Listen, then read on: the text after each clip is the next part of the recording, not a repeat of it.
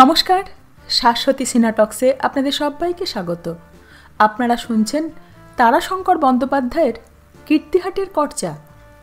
আজ একাদশ অধ্যায় শুরু করি। ব্রজেশ্বর এসেছেও, অশৌচের সময় নিত্যই এসেছে, তার মায়ের শ্রাদ্ধে খেটেছে। এতটুকু কীর্তিহাটের প্রকৃতির পরিচয় পায়নি। কীর্তিহাটের বাড়ির জ্ঞাতিদের ভার তার উপরেই ছিল। মেজ ঠাকুমা এসেছিলেন। 3 বছরে তিনি ম্লান হয়েছেন। 4 বছর আগে দেখেছিল সে, তখন যে অপরূপ লাবণ্যটি ছিল সেটি ঝরে গেছে। একটু বিষণ্ণ হয়েছেন। ছেলেরা তাকে খেতে দেয় না, কোনো খোঁজই করে না। এখান থেকে 50 টাকা মা পাঠাতেন, তাই তার সম্বল। আর অন্ন, তাও একবেলা মাত্র প্রয়োজন তার। সে আসে রাজরাজেশ্বরের ও গোবিন্দজির প্রসাদ থেকে। তিনি ব্রজেশ্বরের জন্য বলে গিয়েছিলেন, হ্যাঁ ভাই, ব্রজেশ্বর দেখি তোমাকে খুব রাজা রাজা করে, কি ব্যাপার? সে বলেছিল, ব্রজেশ্বর দা মোটের উপর ভালো লোক ঠাকুমা, কথাগুলি ভারী মিষ্টি, অন্তরটিও ভালো, আমাকে রাজা বলেন। হ্যাঁ, লোকের মন নিতে জানে, কিন্তু ভাই, মেলামেশা বন্ধুত্ব ওর সঙ্গে না হওয়াই ভালো। একটু দুঃখিত হয়েছিল সে মনে মনে। মনে হয়েছিল ঠাকুমা যেন সতীনের ছেলে নাতিদের প্রতি স্বাভাবিক ঈর্ষাবশে কথা বলছেন, তার কাছে বেশি আপন হতে চাচ্ছেন। সে বলেছিল, না, বন্ধুত্ব ঠিক ওর সঙ্গে আমার হতে পারে না ঠাকুমা। উনি চাকরি করেন, মারোয়ারি ধনির বাড়ি তৈরি হচ্ছে, তার তদবির তদারক করেন, সকাল থেকে সন্ধে পর্যন্ত কাজ। আলাপ আমার সঙ্গে মায়ের মৃত্যুর পর। আসেন, কিছুক্ষণ বসেন, চলে যান। টাকা কি কোনো জিনিস তা চাননি। চাইলেও আমি দেব না, তবে চোর টোর নন তো? না, তা নয়, তা বলতে পারবো না। বেশ, তাহলেই হলো। না হলে নিকট আত্মীয়, আপনারই নাতি, বারণ করব কি করে? আর কোনো কথা মেজ ঠাকুমা বলেননি। মেজ ঠাকুমা চলে গেছেন। যাওয়ার সময় তার মনে হয়েছিল যেন অবিচার, অন্যায় হলো। তার সঙ্গে কীর্তিহাটের সেই পরম আপনার জনটির মতো ব্যবহার করা হলো না। কীর্তিহাটের জ্ঞাতিদের সম্পর্কে সে শঙ্কিত ছিল, হয়তো এসে যেতে চাইবে না, কিন্তু ব্রজেশ্বরই তাদের ঠেলা দিয়ে পাঠিয়ে দিয়েছে। নিজে তাদের স্টেশনে নিয়ে গিয়ে টিকিট করে চাপিয়ে দিয়ে এসেছে। সুরেশ্বর মেজ ঠাকুমাকে যাবার সময় বলেছিল, ঠাকুমা, কাজকর্মের ভিড়ে একবার কাছে বসতে পেলাম না, সুবিধে অসুবিধে অনেক হয়েছে, কিছু যেন মনে করবেন না। মেজ ঠাকুমা তার চিবুকে হাত দিয়ে বলেছিলেন, না ভাই, পরম সমাদরে থেকেছি। এখানকার ঐশ্বর্য, এ আরাম, এ তো কখনো জীবনে পাইনি।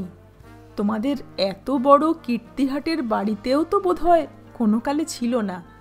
আমি কাঙালের মেয়ে, 2 দিন বুড়ো স্বামীর দৌলতে রানী হয়েছিলাম, মান্য খাতির পেতাম, তাও শেষ হয়ে এখন আবার কাঙাল হয়েছি। আমাকে এমন করে বলো না। তোমার মা 50 টাকা করে পাঠাতো, তাতেই আজও স্বামী শ্বশুর বংশের বউ সেজে বেঁচে আছি। টাকা আপনার ঠিক সময়ে যাবে, যেমন যেত। যাবে বই কি, না গেলে চাইব, লিখব নাতি হুজুর, অধীনার প্রতি কৃপা কটাক্ষ করতে হুকুম হোক, টাকা পাঠাও। হেসেছিলেন, সঙ্গে সঙ্গে 2টি জলের ধারাও এসেছিল চোখ থেকে। তার চোখও সজল হয়ে উঠেছিল। তিনি চলে গেলে মনে হয়েছিল, ঠাকুমাকে থাকতে বললে হতো। এখানে থাকলে মায়ের অভাব পূর্ণ করতে না পারুন, যত্ন করতে পারতেন। কিন্তু পরক্ষণেই শ্রাদ্ধের মধ্যে সদ্য খ্যাতি ও গৌরবের স্বাদ পাওয়া তরুণ আধুনিক মন বলে উঠেছিল, তুমি আর্টিস্ট। ছবি আর ফ্রেম এ দুটোর নিকট সম্পর্ক ভুলো না। এ ফ্রেমে ও ছবি কি মানায় না খাপ খায়? Don't be silly. তবু মন খারাপ করেই বসেছিল। ব্রজেশ্বর স্টেশন থেকে ফিরে এসে বসে বলেছিল, পাপস, রাজা তোমার ধৈর্য বটে। ওহ, ঠাকুমার সঙ্গে যেভাবে কথা কইলে তুমি, এবং এদের যে অত্যাচার এ কদিন ধরে সহ্য করলে। আমার তো নিজের গোষ্ঠী, আমি যে এই কদিনে কতবার ওদের খ্যাঁক খ্যাঁক করেছি। আজ তুমি আমায় লজ্জা দিচ্ছ। ওহ, তোমাকে সেলাম। এখন প্রজার জন্যে একটু চা হুকুম করো, আর কিছুদিন ওরা থাকলে তোমাকে পাগল করে দিত। চা খেয়ে সে আর থাকেনি। সন্ধে হয়ে আসছিল, সে তাড়াতাড়ি চলে গিয়েছিল। বলেছিল, আজ শনিবার ভাই, মিনার্ভা থিয়েটারে নেমন্তন্ন আছে, ওদের সঙ্গে খুব খাতির আছে, যাই। 2 হপ্তা দেখিনি। হ্যাঁ, জগদীশ্বর কাকার ছেলে মেয়েদের গরম জামা কাপড় কেনার জন্য যে 100 টাকা দিয়েছিলে তুমি, তার ফেরত আছে 5 টাকা কয়ানা। সেটা ভাই রাজা রাখলাম আমি। আমার হ্যান্ড বড্ড টাইট, মাইনের টাকা পাইনি। হেসেছিল সে। সুরেশ্বর বলেছিল, টাকার দরকার আছে তোমার? খুব হেসেছিল ব্রজেশ্বর। বলেছিল, এই না হলে রাজা, প্রজার 24 ঘন্টাই টাকা চাই, টাকা চাই, টাকা চাই। আর রাজার তাতে বিস্ময়। কেন না, টাকা সে কি করবে ভেবে পায় না। পরিশ্রমের ঋণ শোধ করবার জন্যই সে তাকে কিছু দিতে চেয়েছিল। বলেছিল, কত চাই তোমার? যত দেবে রাজা। প্রজা ইজ অলওয়েজ পুওর। তার হাঁড়িটা শতচ্ছিদ্র। সে কলঙ্কিনী রাধা, তাকে ওই শতচ্ছিদ্র কুম্ভে জল এনে জ্বালা ভরতে হয়। তা দাও না ভাই রাজা 100টা টাকা। বেশি দিলেও আপত্তি করব না, জামা কাপড় সব ছিঁড়ে গেছে। তাছাড়া কীর্তিহাটের রায়দের মেজ তরফের বড় ছেলের বড় ছেলে। সুদিন দেখেছি, সমাদর বলতে গেলে তোমার মতোই ছিল। খুব ভালো জামা কাপড় একসময় পরেছি হে। প্রথম 16 বছর পর্যন্ত ফরাসডাঙ্গার ধুতি, সিল্কের পাঞ্জাবি ছাড়া পরিনি, কিছু করিয়ে নি। নায়েবের কাছে টাকা চাইতে সুরেশ্বরের সংকোচ হয়েছিল। নায়েব জানতে চাইবেনি এবং একটু আপত্তিও করবেন। তাছাড়া রায়বাড়ির তারই জ্ঞাতির অপমান হবে, সেটাও তার মনে লেগেছিল। তার নিজের কাছে 150 টাকা ছিল, তাই বের করে সে তাকে দিয়েছিল। এরপর কয়েকদিনই ব্রজেশ্বর আসেনি। তারপর এসেছিল সে চমৎকার সাজসজ্জা করে, ফরাসডাঙ্গার ধুতি, সিল্কের পাঞ্জাবি, চকচকে সেলিম শু পরে এসেছিল, গায়ে সেন্টের গন্ধ। হেসে বলেছিল, জয় হোক রাজা, প্রজা তব হইয়াছে সুখী। এই তো রাজার ধর্ম, প্রজানুরঞ্জন। সেদিন গান বাজনা করে অনেকক্ষণ থেকে রাত্রি 8টায় সে গিয়েছিল। তার এক্সিবিশনে সাজানোর কাজেও সে যথেষ্ট খেটে গেছে। পরশু পর্যন্ত এসেছিল, তারপর কাল আজ সে আসেনি। তার অভাব সে অনুভব করেছে। সেই ব্রজেশ্বর এই করেছে, মেয়েটির সঙ্গে সম্পর্ক পাতিয়েছে, যায় আসে, তার বিরুদ্ধে বলার তার কিছু নেই। কিন্তু তার নামে নিজের পরিচয় দিয়েছে। একসঙ্গে সুরেশ্বরের মুখে অতি সূক্ষ্ম একটি বক্র তিক্ত হাস্য দেখা দিল। সঙ্গে সঙ্গে ভ্রু কপাল কুঁচকে উঠল। মেয়ে দুটি তার মুখের দিকে তাকিয়ে আছে। সে বললে, ওর নাম সুরেশ্বর নয়, ওর নাম ব্রজেশ্বর। আমার জ্ঞাতি বটে, চিনি তাকে। কোথায় থাকে সে বাবু? তা আমি জানি না, কোনোদিন জিজ্ঞাসা করিনি। বাবু? বলো। সে তো আপনার নিজের লোক। আমাদের যে বড় বিপদ বাবু। ধারে মদ খেয়ে গেছে, আমরা আনিয়ে দিয়েছি। ভাড়া বাকি, আজ না দিলে কাল সকালে জিনিসপত্র কেড়ে নিয়ে বাড়ি থেকে বের করে দেবে। তা আপনি দিয়ে যদি তার কাছে। না, অত্যন্ত রূঢ় স্বরে সুরেশ্বর বললে। সে কণ্ঠস্বরে তারা চমকে উঠল ভয়ে। চল মা, চল। দাঁড়াও, তোমাদের ঠিকানা দিয়ে দাও, সে যদি এখানে আসে তবে লোক দিয়ে তাকে তোমাদের কাছে পাঠিয়ে দেব।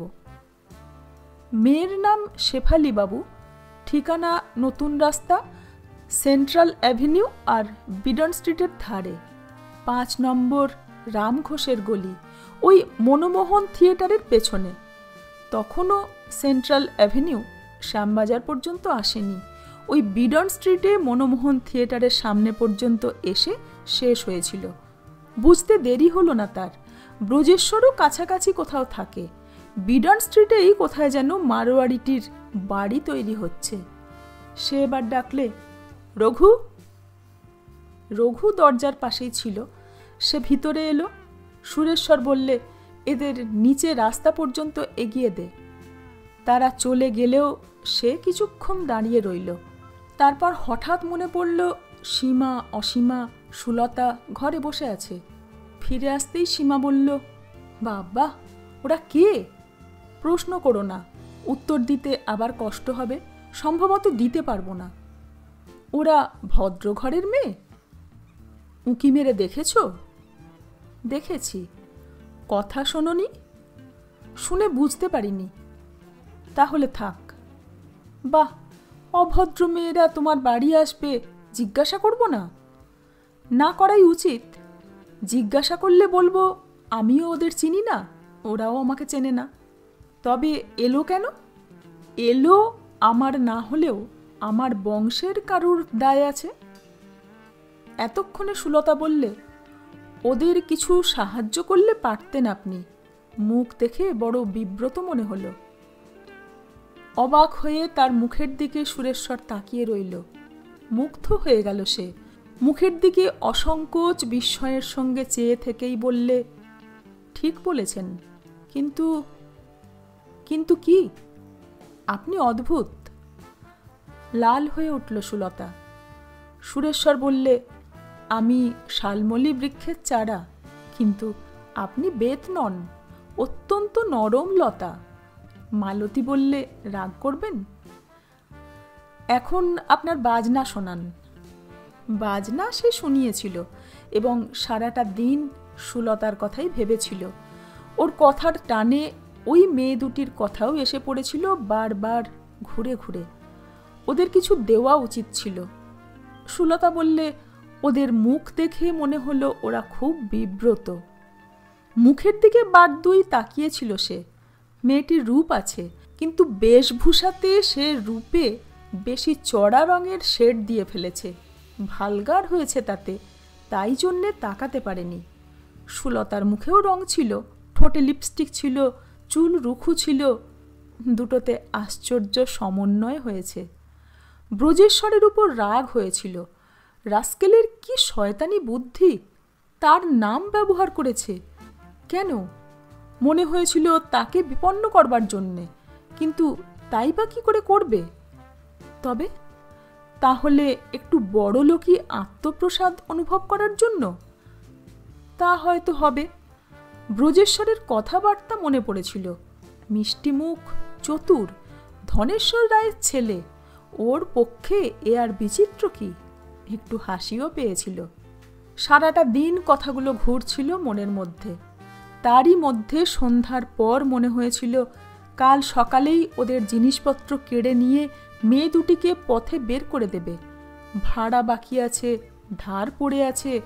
অস্বস্তি অনুভব করতে করতে হঠাৎ সে একসময় উঠে পড়েছিল ইজি চেয়ার থেকে। কিন্তু টাকা? নায়েব ম্যানেজারকে সুরেশ্বর শুধু সংকোচই করে না, অভিভাবকের মতো ভয়ও করে। হঠাৎ মনে পড়েছিল আজ 4খানা ছবি 150 টাকায় বিক্রি হয়েছে। সেটা তার আলমারিতে আছে এবং তার হাত খরচের টাকাও আছে। সে 200 টাকা বের করে নিয়ে একটা জামা টেনে মাথায় গলিয়ে পরে নিয়ে বেরিয়ে পড়ল। ডাকলে, রঘু। বাবু, আমি একটু বেরোচ্ছি। হঠাৎ কৈফিয়তের প্রয়োজন অনুভব করলে। বললে, একজনের সঙ্গে একটু দেখা করা দরকার, ভুলে গেছিলাম, বুঝলি? গাড়ি বলবো? বাড়িতে একখানা ব্রুহাম গাড়ি আছে, সেই তার বাবার আমল থেকে। সেটা হেমলতা ঘোচাননি, আবার মোটরের যুগ উঠেছে, মোটরও কেনেনি। সুরেশ্বর বললে, গাড়ি? তারপর বললে, না, বলে বেরিয়ে চলে গেল। জানবাজার থেকে হেঁটে চৌরঙ্গীর মোড় পর্যন্ত এসে দাঁড়ালো। একটা ভুল হয়ে গেছে। মনে ছিল না এটা জানুয়ারির প্রথম সপ্তাহ। শীতটা কদিন গাঢ় হয়ে পড়েছে।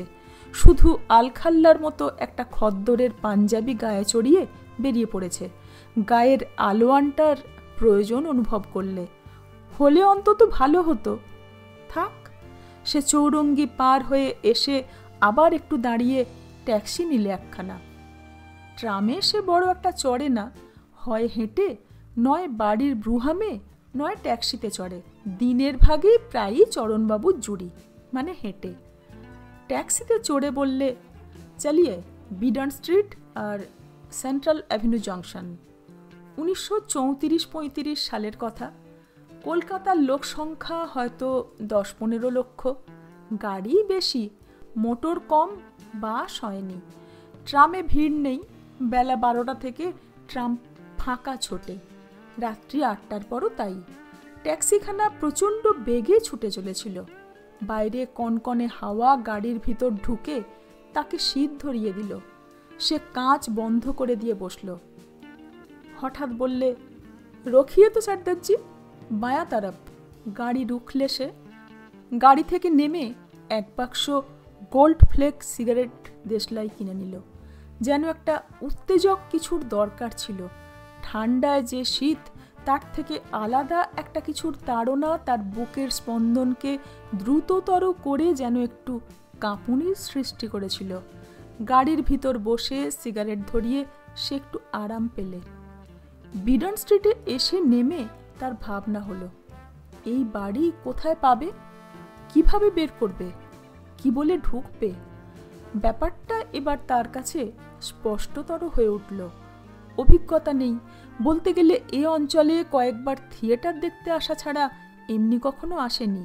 কিন্তু পড়ে শুনে একটা ধারণা আছে, তবে সেটা বেশ সহজ সরল নয়। সে কিছুক্ষণ দাঁড়িয়ে থেকে ভাবলে, ফিরে যাই। পিছনে একটা পানের দোকান, সেখানে হিন্দুস্থানি পানওয়ালা পান বেচছে। সামনে দাঁড়িয়ে কয়েকজন বেশ পাঞ্জাবি পরা পাকানো গোঁফ, তেল চকচকে চুলে, বাহারে টেরি হিন্দুস্থানি হাসছে, গল্প করছে। মধ্যে মধ্যে রিকশা করে বাবু চলছে মালা গলায়, রজনীগন্ধার মালা। গোড়ের মালা এখন নেই। একজন একটা খড় জড়ানো কাঠে গোঁজা গোলাপ ফুলের কুঁড়ি এবং ফুল বিক্রি করছে, হাঁকছে, চাই ফুল। হঠাৎ একজন হিন্দুস্থানি এসে পাশে দাঁড়িয়ে বললে, বহুত আচ্ছা বিবি বাবু সাহেব, দেখিয়েগা। সুরেশ্বর নার্ভাস হলো। এতক্ষণ সে দাঁড়িয়ে নার্ভাসনেসের সঙ্গেই যুদ্ধ করছিল। এই প্রশ্নে সে বেশ একটু দমে গেল। উত্তর দিল, না। বাবু সাহেব? না। তবে ইক্ষেনে দাঁড়িয়ে কেন? এবার সে সাহস সঞ্চয় করে বললে, একটা বাড়ি খুঁজছি, বাতলে দিতে পারো? হ্যাঁ, বাতাইয়ে। ঠিকানাটা বললে সে, এবং বললে, ওখানে শেফালি বলে একটি মেয়ে থাকে, তার বাড়ি। हाँ हाँ जरूर जानी, वो तो মিনারবার সাথী ছিল। अब एक बाबू उसके राखिए से আসেন, লেকিন বকশিস লিব আমি। চলো। সে একটা সংকীর্ণ গলিপথ, দুধারের বাড়ির দরজায় আলো জেলে বসে দাঁড়িয়ে নানান সাজে সাজা মেয়ের দল, নানান বাড়ি থেকে গান ভেসে আসছে। শিউরে উঠল সে। শীত তার বেশি ধরে গেল। প্রায় প্রতি ঘরের দরজা থেকেই ইঙ্গিতে আহ্বান করছিল তারা। সরব আহ্বানেও ডাকছিল, আসুন না ও বাবু। হিন্দুস্থানিটা বললে, বাবু শেফালির কামরামে যাবেন, মিনারবার শেফালি। আমি শেফালির চেয়ে ভালো, তাকিয়ে দেখুন, বলে হেসে উঠল মেয়েটা। সে মাটির দিকে চেয়েই পথ চলছিল আর সিগারেট টানছিল। মনে হচ্ছিল পা থেকে মাথার দিকে সনসন করে একটা কিছুর স্রোত বইছে, কান দুটো গরম হয়ে উঠেছে, হাত ঘামছে, মনে অনুতাপ হচ্ছিল। নিজের উপর রাগ, তার চেয়েও বেশি রাগ হচ্ছিল ব্রজেশ্বরের ওপর। তাকে পেলে সে তার পায়ের জুতো খুলে মারতে পারত। এই বাড়ি বাবুজি। বাড়ির দরজায় 2-3টে মেয়ে দাঁড়িয়ে। এখানটায় এত ভিড় নেই। যে মেয়েরা দাঁড়িয়েছিল তার মধ্যে শেফালি নেই। সুরেশ্বর বললে, জিজ্ঞেস করো তো শেফালি আছে কিনা। হয়তো লাঞ্ছনার ভয়ে আগেই বাড়ি ছেড়ে চলে গিয়ে থাকতে পারে। একটি মেয়ে বলল, কাকে খুঁজছেন, শেফালিকে? হ্যাঁ। তার ঘরে হুজ্জুত চলছে, ভাড়া বাকি, বাড়িওলি পা লাগিয়ে বসেছে। টাকা দেওয়ার কথা ছিল, দিতে পারেনি। তার বাবু ভেগেছে, সেখানে সুবিধে হবে না। হেসে উঠল সে। তা আমার ঘরে আসতে পারেন। আমাকে ভিতরে যেতে পথ দিন। আমার বকশিস বাবু? কত? খুশি সে 2-4 রুপয়া দে দিজিয়ে। 4টে টাকাই তার হাতে দিয়ে দিলে সে। বললে, চলো ভিতরে গিয়ে ঘরটা দেখিয়ে দেবে। জরুর। বলেই সে সিঁড়িতে উঠে দাঁড়ালো। মেয়ে দুটি তাকে পথ দিল সরে গিয়ে। তাকে ডাকলে, আইয়ে হুজুর। ঘুপচি কুয়োর মতো একটা উঠোন, তার চারিপাশে ঘর। সব ঘরেই দরজা প্রায় ভেজানো, ভিতরে আলো জ্বলছে। কোনো ঘরে হাসি উল্লাস, কোনো ঘরে গান, কোনো ঘর প্রায় স্তব্ধ। মধ্যে মধ্যে 2-4টে কথা ভেসে আসছে। তারই মধ্যে একটা সংকীর্ণ সিঁড়ি। সেই সিঁড়ি ভেঙে দোতলায় উঠে লোকটা ডাকলে, শেফাইলি বিবি। সামনেই ওপাশে একখানা ঘরের দরজা খোলা। দরজায় বসে আছে একটি স্থূলাঙ্গী মেয়ে। নিজ হাত খালি, উপর হাতে তাগা আলোর ছটায় ঝকঝক করছে। তার ওদিকে ঘরের মধ্যে শেফালিকে স্পষ্ট দেখা যাচ্ছিল। মাথা হেঁট করে দেওয়ালে ঠেস দিয়ে বসে আছে। বেশ নেই, ভূষা নেই। হেঁট করা মাথা থেকে খোলা চুল কিছু সামনে এসে পড়েছে। ডাক শুনে সে মাথা তুললে। আলোর ছটা মুখে পড়ল। সুরেশ্বর দেখতে পেলে মেয়েটা কাঁদছিল। এবার সুরেশ্বর সহজ হয়ে উঠল মুহূর্তে। সে হিন্দুস্থানিটিকে পাশ কাটিয়ে দরজার সামনে এসে দাঁড়াল। অবাক হয়ে গেল সেখানে। সুরেশ্বর বললে, তোমার মা কই? সেই বাড়ি মা। দুই কণ্ঠে বললে সেখানে।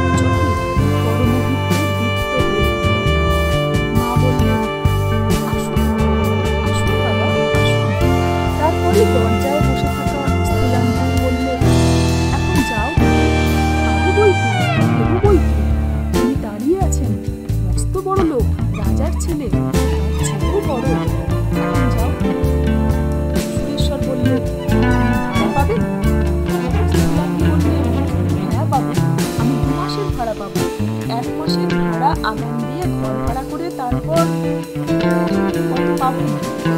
2 মাসের ভাড়া 7 টাকা। বাড়ির সব থেকে ভালো ঘর বাবু, আলাদা কল, আলাদা সব। একখানি 100 টাকার নোট তার হাতে দিয়ে বললে সুরেশ্বর, 3 মাসের ভাড়া, আগামী মাসের ভাড়াও নিয়ে রাখুন। বাকি টাকাটা কি যেন মদের ধার আছে বলেছিল, কার কাছে? সেও আমার কাছে, সেও 20 টাকা।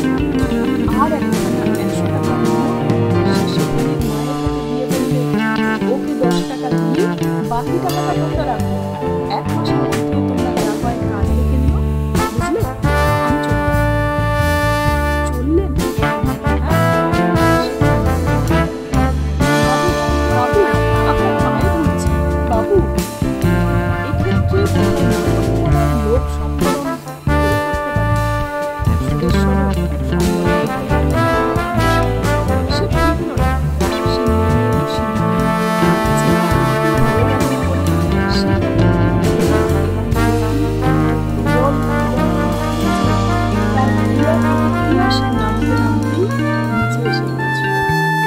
দরজা ফাঁক করে তাকে সকলে বিস্ময়ে বিমুগ্ধ হয়ে দেখলে।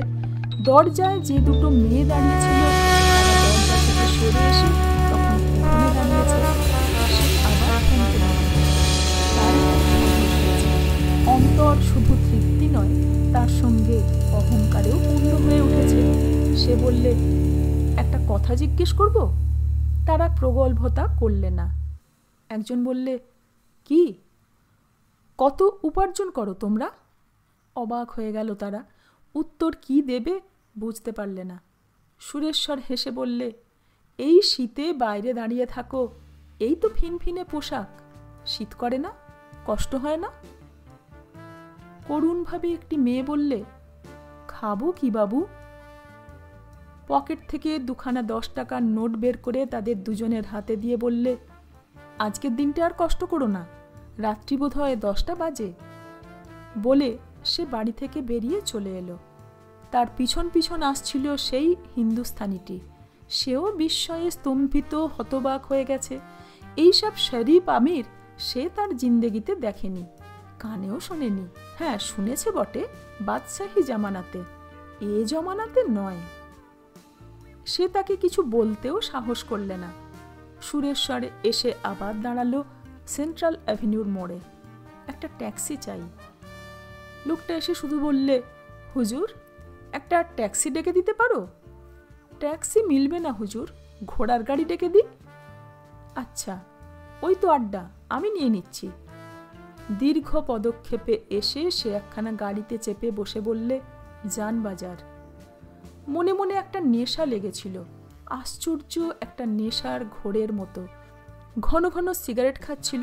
মধ্যে মধ্যে এই সদ্য সমাপ্ত দৃশ্যটার টুকরো টুকরো ছবি মনে ভেসে উঠছিল এবং গভীর তৃপ্তি অনুভব করছিল। গাড়ির পিছনের সিটটায় বসে সামনের সিটের কোণের দিকে চেয়ে যেন ছবিগুলো দেখছিল। ঘুরে ঘুরে শেফালির একটা ছবি মনের সামনে আসছিল। প্রথম তাকে যেমন দেখেছিল সেই ছবি। সেই দেওয়ালে ঠেস দিয়ে বসেছিল মেয়েটি, মুখ আধখানা দেখা যাচ্ছিল উপরের দিকটা, ভুরুর নিচে চোখ পর্যন্ত।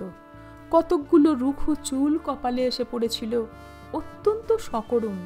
গাড়ির ভিতরে অন্ধকারের মধ্যে সেই স্মৃতির ছবিটা যেন সে স্পষ্ট দেখছিল। সিগারেট টানাও সে ভুলে গিয়েছিল এবং সিগারেটটা পুড়েই যাচ্ছিল ধোঁয়ার একটি আঁকাবাঁকা রেখা তুলে। অনুভব করছিল নিঃশ্বাস দিয়ে। তার শিল্পী মন আফসোস করছিল, একখানি সুন্দর ছবি হতো, অতি সুন্দর ছবি হতে পারত। হঠাৎ হাতের আঙুলে গরম লাগায় আঙুল সরিয়ে নিয়ে আঙুলে আগুনের ছ্যাঁকা খেলে। সচেতন হয়ে সিগারেটটা বাইরে ফেলে দিয়ে সে একটু চঞ্চল হয়ে উঠল। ফিরে গেলে হয় না? খানিকটা নড়ে চড়ে বসে একটা দীর্ঘ নিঃশ্বাস ফেললে। আঁকবার কোনো সরঞ্জাম নেই, গিয়ে কি হবে? তাছাড়া সে মুহূর্ত আর তো ফিরবে না। গাড়িটা ততক্ষণে ধর্মতলায় পৌঁছেছে। বাইরে ব্রিস্টল হোটেল, একটু দূরে মেট্রোতে এবং অন্য দোকানগুলোতে আলো ঝলমল করছিল। সাহেব মেমের ভিড় চলেছে। ফিরিঙ্গি এবং দেশি খ্রিস্টান মেম সাহেবগুলো এদিকে ওদিকে ঘুরঘুর করছে। সব ভেসে যাওয়া ছবি যেন। গাড়িটা কর্পোরেশন স্ট্রিটে ঢুকল। কর্পোরেশন স্ট্রিটের নতুন নাম হয়েছে সুরেন্দ্রনাথ ব্যানার্জি রোড। গাড়ি এসে বাড়ির দরজায় লাগলো। নামলো সে, ভাড়া দিয়ে সে উপরে উঠে গেল। বসলো কিছুক্ষণ, তারপর ঘরে গিয়ে ক্যানভাসের উপর কয়লার স্টিক দিয়ে ওই ছবিটা আঁকতে চেষ্টা করলে, কিন্তু হলো না। শুধু একটা উত্তেজিত অস্থিরতায় পায়াচারি করলে ঘরের ভিতর। হঠাৎ একবার মনে হলো ছবির সরঞ্জাম নিয়ে ফিরে যাবে সে। না, তবে কি করবে সে? একটা কিছু করার যেন প্রয়োজন। ওই মেয়েটার সেই মুখচ্ছবি ভাসছে। রাস্তার ধারে দরজায় দাঁড়ানো মেয়েগুলোর সেই শীতে কষ্ট পাওয়ার ছবি মনে পড়ছে। অনেকক্ষণ চুপ করে বসে থেকে সে চিঠির কাগজ নিয়ে চিঠি লিখতে বসল সুলতাকে। হঠাৎ সুলতাকে মনে পড়েছে, সেই তাকে বলেছিল, মুখ দেখে মনে হলো বড় বিব্রত, কিছু দিলে পারতেন। 11 অধ্যায় শেষ। কেমন লাগছে কমেন্ট করে জানাবেন। ধন্যবাদ, সঙ্গে থাকবেন।